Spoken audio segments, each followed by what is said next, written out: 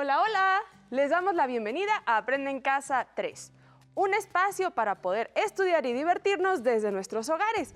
Y el día de hoy nos acompaña la maestra Noemí Juárez, a quien recibo con mucho gusto. ¿Cómo Hola, estás? Jenny. ¿Cómo estás? Muy bien, muchas gracias. Y vamos a tener el gusto de estar con ustedes en esta clase de historia de cuarto grado. ¿Ya están listos? Vamos con Ajolisto y comenzamos. ¡Hola! Vamos a ver el siguiente video. Buenas prácticas para seguir adelante. Como todos sabemos, la COVID-19 es una enfermedad que se contagia muy fácilmente entre las personas. Por eso hay que continuar cuidándonos siguiendo las buenas prácticas que ya todos conocemos para evitar contagiarnos. Utiliza cubrebocas. No salgas de casa. Si tienes que hacerlo, recuerda que es obligatorio utilizarlo. Mantén una distancia mínima de 1,5 metros entre tú y los demás. Lávate las manos muy seguido con agua y jabón por lo menos durante 20 segundos o aplica desinfectante a base de agua y alcohol. Desinfecta las superficies de los objetos que más utilizas. También las cosas que compres en la tienda o en el supermercado. Sigamos luchando juntos contra este virus, cuidándonos los unos a los otros. Es muy importante continuar con las recomendaciones para evitar contagios de COVID. Trata de no salir de casa a menos que sea muy necesario. Si lo haces, utiliza el cubrebocas. Lava tus manos frecuentemente con agua y con jabón, por lo menos durante 20 segundos. Ahora es momento de seguir con el programa de hoy. ¿Listas? ¿Listos? ¡Muy bien! ¡Nos vemos pronto! Ahora sí, maestra. Después de escuchar los importantes consejos de Ajolisto, podemos empezar con la clase. ¿Qué tema estudiaremos el día de hoy? Si no me equivoco, la clase pasada nos comentaste que hoy tendríamos una invitada muy especial y estoy muy emocionada. ¡Ay, ya quiero que llegue! Espero que siga en pie lo de la entrevista que nos comentaste. Así es, Jenny. Hoy continuaremos aprendiendo sobre la Iglesia Novohispana y, como se los prometí la clase pasada, tendremos como invitada especial a la mismísima Sor Juana Inés de la Cruz. Pero antes de que llegue al foro, demos un breve repaso para que nuestras alumnas y alumnos estén bien preparados también y tengan un panorama más completo de la Iglesia antes y durante el siglo XVII, ya que a finales de este siglo comenzarán cambios importantes en la política novohispana. Pero eso lo iremos estudiando en las clases posteriores. Recordarán que mencionamos el Regio Patronato o Patronato Real, que consistió en un permiso que le otorgó el Papa a los reyes españoles para controlar todos los asuntos administrativos de la Iglesia Católica en su imperio. Y comentamos que gracias a la Iglesia había sido muy importante en la política de la Nueva España. Tan importante que algunos obispos fueron virreyes. También tendríamos que decir que aprendimos que la Iglesia fue muy importante en la economía. Así es, gracias a las donaciones, los diezmos y otros pagos más, la Iglesia novohispana tuvo muchas riquezas, lo que le permitió hasta prestar dinero a la gente. Otra cosa que mencionamos fue que la gente de aquel entonces era muy devota a la religión católica. Ellos creían en imágenes, milagros y tenían muchas tradiciones y cultos. Y entre esas tradiciones estaban las procesiones y los días festivos. Mucho de eso sigue presente en nuestro México. Muy bien, pues me alegra que lo tengamos todo tan fresco. Hoy, con la ayuda de Sor Juana Inés de la Cruz, vamos a conocer la importancia cultural y educativa de la Iglesia antes y durante el siglo XVII, así como la importancia de los conventos. Mientras tanto, quiero que conozcamos un poco sobre la Inquisición en la Nueva España. Recuerden tener a la mano su libro de texto en la página 136 para poder consultar la información. ¿La Inquisición? Eso me suena a una cosa muy tétrica y terrible. ¿Fue así? Más o menos. La Inquisición, como tal, se fundó en la Nueva España en el año de 1571, cuando se estableció formalmente el Tribunal del Santo Oficio en la Ciudad de México. Mucha gente también la llamaba la Santa Inquisición. Su principal función era estar al pendiente de que todos siguieran la religión católica y en caso de que se enteraran que alguien era un hereje, lo debían investigar y, de ser necesario, castigar. ¿Qué era un hereje? Bueno, un hereje era alguien que, aunque fuera cristiano, no seguía al pie de la letra las enseñanzas de la Iglesia.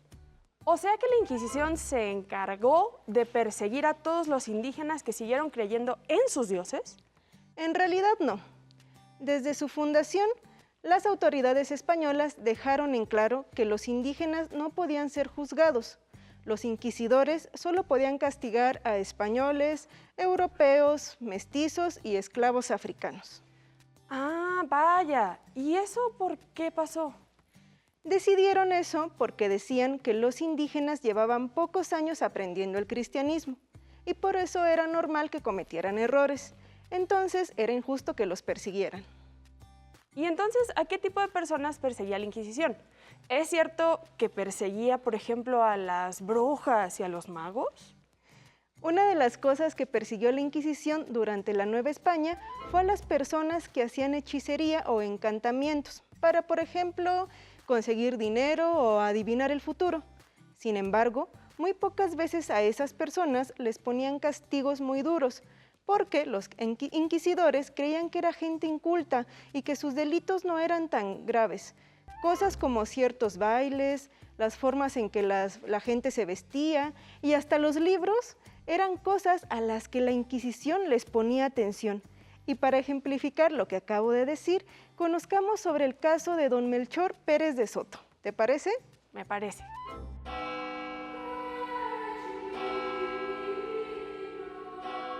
...9 de enero de 1655, don Melchor Pérez de Soto, maestro mayor de la Catedral Metropolitana, es detenido en su casa y llevado a la cárcel por la Santa Inquisición. El motivo, poseer libros prohibidos.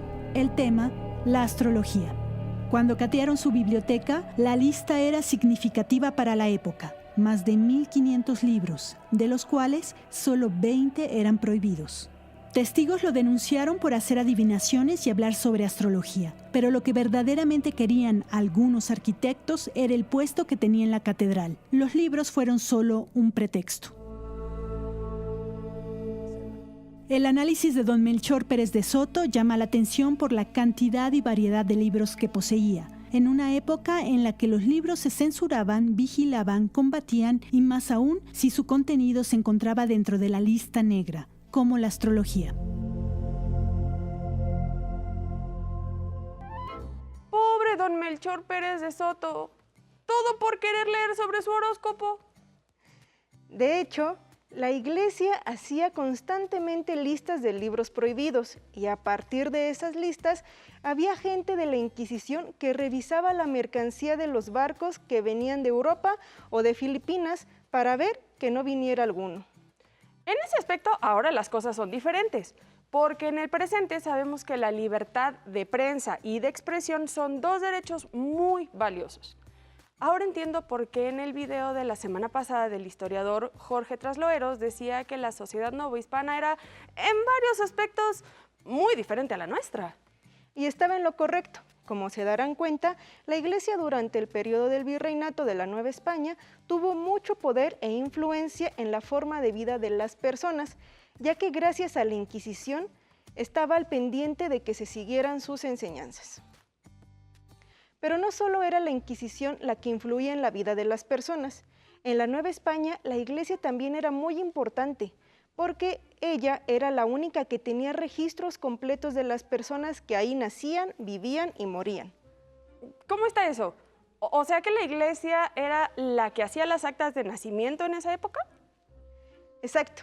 En aquellos tiempos no existía el registro civil, así que cuando alguien moría, se casaba o nacía, las personas acudían a la iglesia, donde los sacerdotes los registraban en sus libros parroquiales. No había actas de nacimiento o de defunción como las que existen ahora. ¿Y qué nos puedes decir sobre la relación entre la cultura y la Iglesia novohispana? La importancia de la iglesia en la cultura novohispana fue muchísima. Si revisáramos las pinturas, las esculturas, la música, el teatro o la literatura de esa época, podremos ver que la mayor parte de ellas estaban relacionadas con la religión y con las enseñanzas de la Iglesia. Y no solo eso, también hay que decir que muchas veces eran miembros de la Iglesia como obispos o priores de conventos quienes contrataban a artistas para que hicieran obras de arte para ellos. Bueno, la verdad tampoco me sorprende demasiado. Si te soy sincera, maestra, con eso de que la Iglesia en la Nueva España tenía tanta riqueza, pues me suena lógico que utilizaran todo su dinero para mandar a hacer pinturas o esculturas. Una parte de lo que ganaba la Iglesia servía para pagar a los artesanos y artistas, pero todo eso servía para algo muy específico: educar a la gente. ¿Cómo está eso de que las pinturas o las esculturas servían para educar? No me queda como muy claro. Tal como lo oyes, debemos recordar que en aquella época la gran mayoría de la población de la Nueva España no sabía leer ni escribir. Por lo tanto, la forma más fácil de que los sacerdotes pudieran enseñarle a la gente sobre la religión católica era a través de las imágenes o de las representaciones teatrales. Ah, ya entiendo. Con razón las iglesias novohispanas suelen estar tan llenas de pinturas y esculturas por todos lados. Muy bien, vamos a ver este breve video sobre una pintura muy interesante del siglo XVIII, llamada Las Edades del Hombre. Entre las pinturas que pueden apreciarse en la muestra El pecado y las tentaciones en la Nueva España se encuentra Las Edades del Hombre.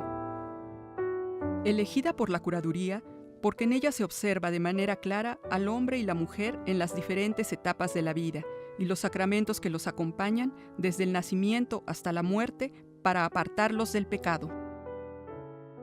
Es una alegoría, una composición sumamente interesante porque nos muestra del lado izquierdo la vida del varón y del lado derecho la vida de la mujer.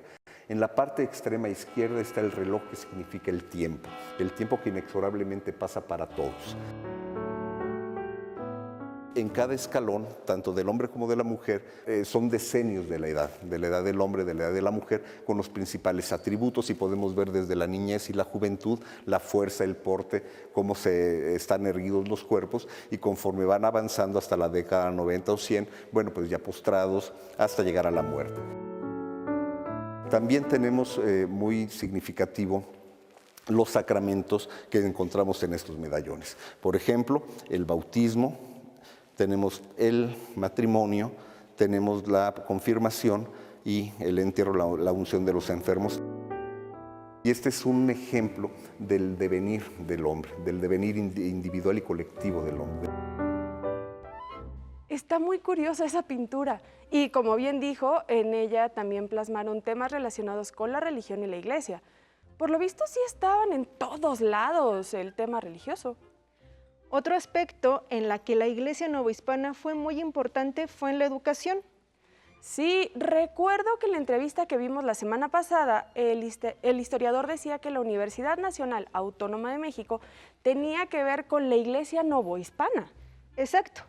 Como dijo Jorge Traslojeros, fue en la Nueva España que se fundó la Real y Pontificia Universidad de México, la cual fue inaugurada en el año de 1553 y actualmente se cree que fue la antecesora de la actual UNAM. Muchos de los profesores que ahí daban clases eran religiosos y ahí se podía estudiar medicina, entre otras muchas. Es importante mencionar que la Iglesia novohispana fue la única institución que se encargó de fundar colegios en diferentes partes de la Nueva España. Por ejemplo, el Colegio de la Santa Cruz de Tlatelolco, que era un colegio para que los nobles indígenas pudieran aprender latín y ciencias. En esas instituciones, la gente de aquella época podía educarse, aprender a leer y escribir y conocer más sobre la religión, aunque pues eran la minoría. Cada vez me queda más claro que la Iglesia novohispana era muy importante en su época. Y todavía hay más. También hay que sumarle que en la Nueva España era la Iglesia la que se encargaba de fundar y dirigir hospitales y orfanatos, donde se trataban a los sectores más desfavorecidos de la sociedad. Así que, como pueden darse cuenta, también tenía una importante labor social. Oye, maestra, pues con toda esta información creo que ya tenemos un panorama general de la influencia que tuvo la Iglesia en la cultura durante el periodo virreinal. Y ello nos permitirá entender la época en la que vivió Sor Juana, es decir, el siglo XVII. Ya estamos listas y listos en casa para recibirla. Pues démosles la bienvenida a nada más y nada menos que a Sor Juana Inés de la Cruz al salón de clases de Aprende en Casa. Sor Juana Inés de la Cruz, ¡bienvenida! Ay, perdón, es que me emociono porque debo confesar que soy una gran admiradora de tu trabajo y de tu vida. El placer es mío, Noemí y Jenny. Me da mucho gusto poder venir a compartir mis conocimientos y experiencias con las niñas y los niños de este país. Pero decidme, ¿en qué puedo ser de vuestra ayuda a vuestras mercedes? En mucho. Resulta que tanto la clase pasada como en esta hemos estado aprendiendo sobre la Iglesia en la Nueva España y nos gustaría que nos cuentes un poco sobre lo que tú has vivido y conoces, pero para empezar, quizás nos podrías dar algunos datos biográficos tuyos. Será un placer. Primero debo deciros que si bien ahora me conocéis como Sor Juana Inés de la Cruz, cuando nací, mi nombre era Juana Inés Ramírez de Asbaje. Hay historiadores que dicen que nací en 1648 y otros en 1651. Yo tampoco lo recuerdo. De lo que no hay dudas es que nací en el pueblo de San Miguel Nepantla. En algún lado leí que desde muy pequeñita te empezó a gustar leer y escribir. ¿Es cierto? Estáis en lo cierto. Desde muy pequeña aprendí las artes de la escritura y la lectura, aficionándome pronto a los libros y al conocimiento. Y fue tal mi afición que sin haber cumplido aún 20 años, decidí ingresar como religiosa a un convento para mujeres de la Ciudad de México en el año 1667, porque temía que si me casaba con un hombre, tendría que dejar mis estudios. 2 años después, tomé el nombre por el que ahora soy popularmente conocida, Sor Juana Inés de la Cruz. Si no mal recuerdo, es sobre eso que trata tu poema. En Perseguirme Mundo, ¿qué interesas? ¿No es así? Me da gusto que vuestra merced conozca ese poema. Debéis saber que en la Nueva España las mujeres no teníamos muchas opciones de vida y de estudios. Por lo general, estábamos obligadas a casarnos y tener una familia o entrar a un convento religioso y convertirnos en monjas. En mi caso, opté por la segunda opción, puesto que era la única forma en la que podía seguir dedicada a leer y escribir, que era lo que más disfrutaba. Sin duda, era una situación muy diferente a la nuestra, hablando de eso último que nos cuenta. Platíquenos más acerca de los conventos en la Nueva España. ¿Qué tan importantes fueron en esa época? Por supuesto, sus alumnas y alumnos deberán de saber que los conventos fueron un elemento muy importante de la Iglesia en mis tiempos.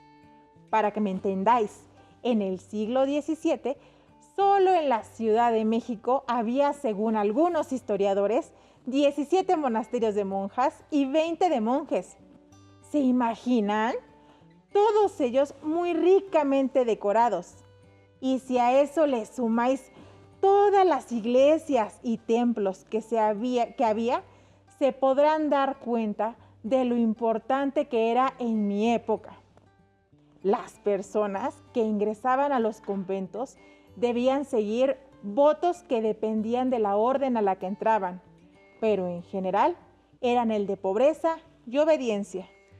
Y tengo una pregunta, ¿cómo era la vida en un convento? Imagino que era bastante difícil. Lo era. Imaginaros que, a diferencia de los conventos masculinos, en nuestro caso, una vez que nos hacíamos monjas, se nos prohibía salir del convento, incluso si estábamos enfermas, y era casi imposible que volviéramos a ver a nuestras familias o seres queridos. Eso era lo que se llamaba enclaustramiento, y era una característica de las órdenes religiosas femeninas.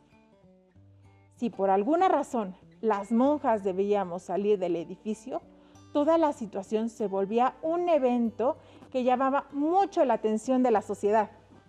De hecho, era tan llamativa esa situación que en el siglo XVIII un pintor decidió plasmar un evento de ese tipo, La pintura está actualmente en el Museo Regional de Michoacán.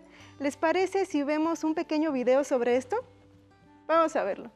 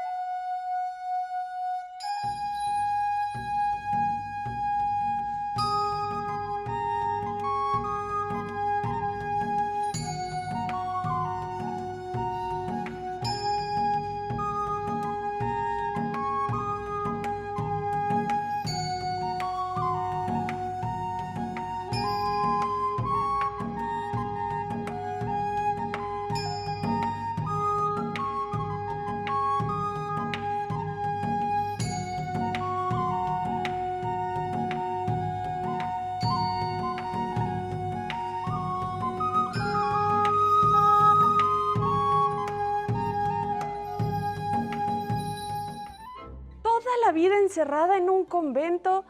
Sí, sin duda debía ser difícil, Sor Juana. Por cierto, ¿y dentro del convento a qué se dedicaban? Bueno, pues nuestras actividades diarias eran marcadas por las campanas e incluían muchos rezos, ir a misa, platicar en algunos momentos entre nosotras, comer, leer y cocinar. De hecho, no sé si lo sepáis, pero fue en los conventos de la Nueva España donde se inventaron algunos de los platillos más famosos de lo que ahora es México. Por ejemplo, el mole poblano.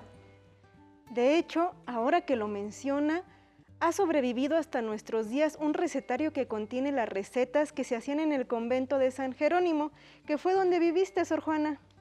Así es, y dejadme deciros que algunas de esas recetas las escribió vuestra servidora. Deberán saber que además de la lectura y los libros, también me gustaba mucho la cocina. Vaya, hasta en la comida novohispana tuvo influencia la iglesia. Ay, Sor Juana, aprovechando que estás con nosotros y si no es mucho pedir, ¿habría posibilidad de que nos recites uno de tus poemas? Por favor. Será un honor, pero quisiera que me acompañasen.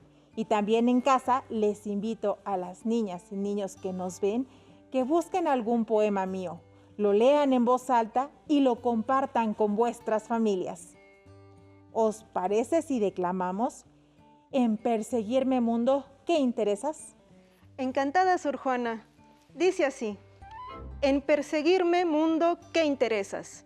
¿En qué te ofendo cuando solo intento poner bellezas en mi entendimiento y no entendimiento en las bellezas? Yo no estimo tesoros ni riquezas, y así siempre me causa más contento poner riquezas en mi entendimiento que no mi entendimiento en las riquezas. Yo no estimo hermosura que vencida es despojo civil de las edades, ni riqueza me agrada fe mentida, teniendo por mejor en mis verdades consumir vanidades de la vida que consumir la vida en vanidades. ¡Uy! Hasta me puse chinita. No cabe duda que es mi favorito. Muchísimas gracias por compartirnoslo, Sor Juana. Concuerdo con Jenny. Sin más, quiero agradecerte mucho, Sor Juana, por venir a contarles a las niñas y los niños de tu vida en la Nueva España. Debo deciros que el placer ha sido mío. Os agradezco vuestra invitación. Temo que el tiempo se ha terminado, pero en la siguiente clase seguiremos aprendiendo sobre la vida en la Nueva España.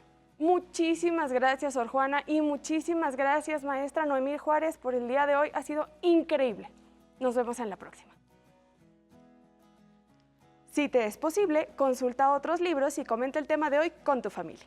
Si tienes la fortuna de hablar una lengua indígena, aprovecha también este momento para practicarla y platica con tu familia en tu lengua materna. Por hoy hemos terminado con La Iglesia Novohispana 2 de Historia de cuarto grado y espero lo hayan disfrutado tanto como nosotras. Nos vemos en la próxima. A continuación, matemáticas. Pero antes, a movernos un poco.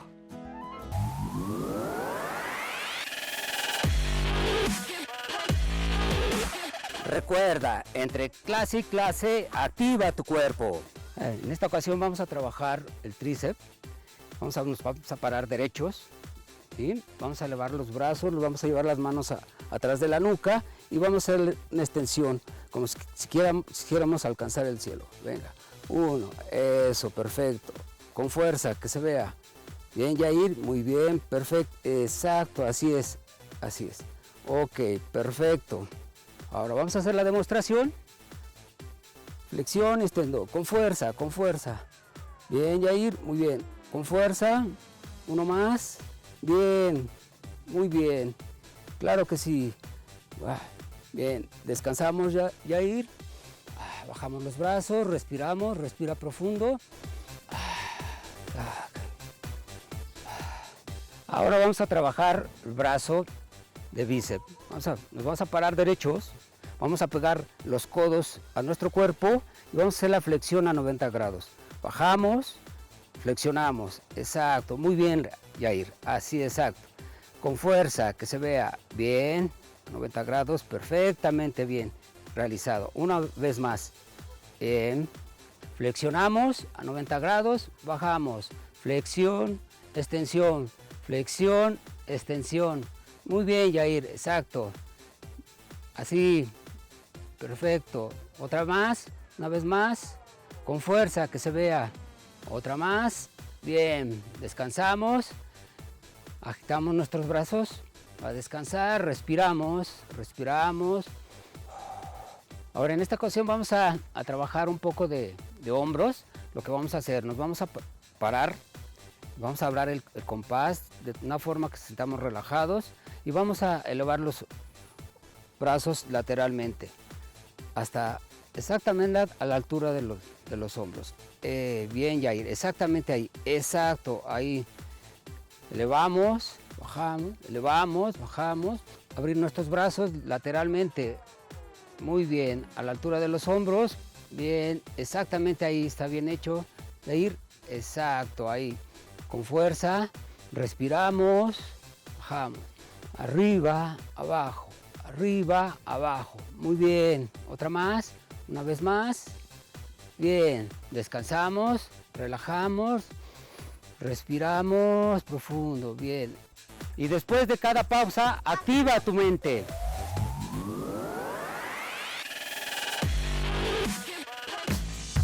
Si no tienes el libro de texto o necesitas ayuda para responder las preguntas, contáctanos. Para solicitar apoyo pedagógico, comunícate con maestras y maestros de lunes a viernes de 8 a 20 horas al teléfono 55 41 72 04 13 con 100 líneas. También puedes encontrar los libros de texto en la página conalitech.sep.gov.mx. Si quieres volver a ver los programas de Aprende en Casa, los puedes encontrar en la siguiente liga: aprendeencasa.sep.gov.mx. ¡Nos vemos! ¡Atención! ¡Atención! A continuación, información importante. A este número puedes llamar cuando tú o alguien cerca de ti tenga una emergencia. Cuando era pequeña, creía que las estrellas serían mi pasión y pasaba horas viendo al espacio y todo lo que aún había por descubrir. Y aunque en casa el estudio siempre era lo más importante, mi mamá me decía, creo que sería buena idea que seas maestra. Y mi papá le contestaba, creo que es más seguro que seas dentista. Mi curiosidad me llevó a estudiar física, pero fueron mis ganas de conectar con el lado humano de la ciencia lo que me llevó a estudiar física médica. Después de muchos años, mi esfuerzo y mi estudio me llevaron a colaborar en el Organismo Internacional de Energía Atómica, convirtiendo mi pasión en un orgullo que nunca podré olvidar. Los límites solamente se crearon para marcar la distancia hasta donde tú quieres llegar.